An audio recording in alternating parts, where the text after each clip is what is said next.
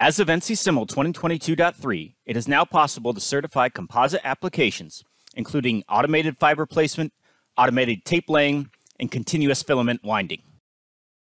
For the first example, you can see NC Simul error checking for anything that would twist a fiber at too great of an angle, or if there's a lack of contact between the fibers and the pin position.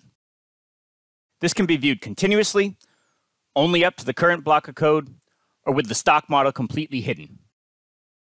With any version of NC Simul, you can always click on the error message or the surface inside the 3D window to see where the alarm occurs in the program. Inside the tool library, the width, thickness, and number of sections can be specified for each station when creating the fiber tape. In the second example, the same type of specific alarms can be accounted for, such as the layup angle being lower than the material's steering angle. Once paused or completed, tape information can be used to measure the number of layers applied, shown in the 3D, as well as the measurements window.